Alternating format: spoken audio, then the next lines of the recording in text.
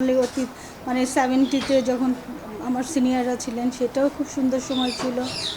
80-তে আমি এসেছি, 90-তে যখন এসেছি তখন টিনেজ লাভ স্টোরির যুগ ছিল।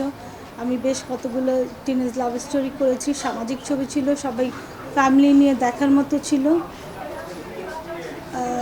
ভালো গল্প ছিল, যার কারণে আমার মোটামুটি সবকটা ছবি খুব ভালো সুপারহিট হয়েছে, ভালো গেছে।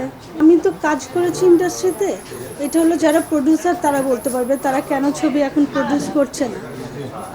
নিশ্চয়ই আগের মতো লগ্নি ফেরত পাচ্ছে না দেখেই করছে না। যখন ইন্ডাস্ট্রি বা সিনেমা হলগুলো ভালো হবে, ভালো ছবি তৈরি হবে, ইনশাল্লাহ আবার আমাদের ইন্ডাস্ট্রি জেগে উঠবে, এটা আশা করি।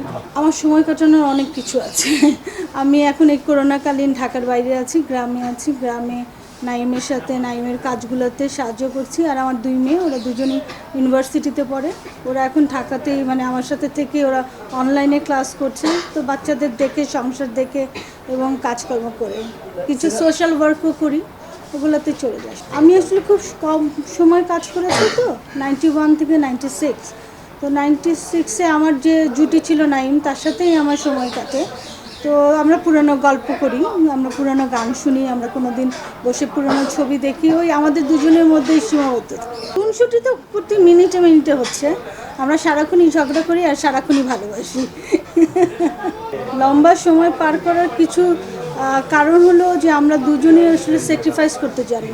কিছু কিছু ক্ষেত্রে নাইম স্যাক্রিফাইস করে, কিছু কিছু ক্ষেত্রে আমি স্যাক্রিফাইস করি, যার জন্য আমরা এখন পর্যন্ত আমার মনে হয় দুজনের আন্ডারস্ট্যান্ডিং ভালো এবং দুজনকে প্রচণ্ড ভালোবাসি দেখেই এখন আছি একসাথে।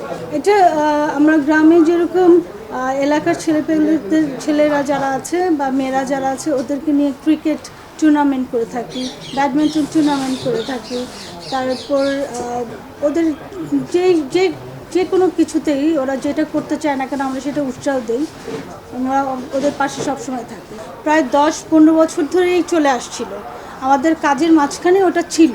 কিন্তু এই করোনাকালীনে ওটা যেহেতু আমরা ঢাকায় থাকা আমাদের জন্য কষ্ট হয়ে যাচ্ছে, মানে অফিস হচ্ছে সেগুলো ফোনে হচ্ছে, অফিসে যাওয়া হচ্ছে না, তো তার জন্য আমরা গ্রামে যে ওই কৃষি কাজটায় বেশি মন দিতে পারছি।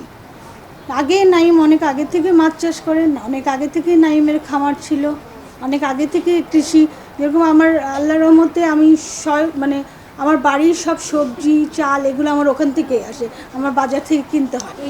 আমার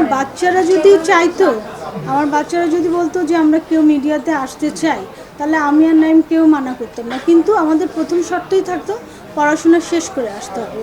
তোমার যদি যে কাজটাই করবা সেই কাজটা সম্বন্ধে যে তোমার নলেজ না থাকে, জ্ঞান না থাকে, তাহলে আমার মনে হয় বেশি লাস্টিং করা সম্ভব হয় না যে কোনো ক্ষেত্রে।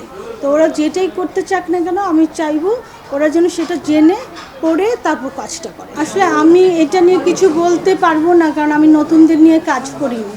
আমি না জেনে ফট করে একটা নতুন ছেলে মেয়ের সম্বন্ধে কেন বলতে যাব যে ওদের আন্তরিকতার কম, বা একজনের কারণে ঢালাও করে সবাইকে বলাও তো ঠিক না।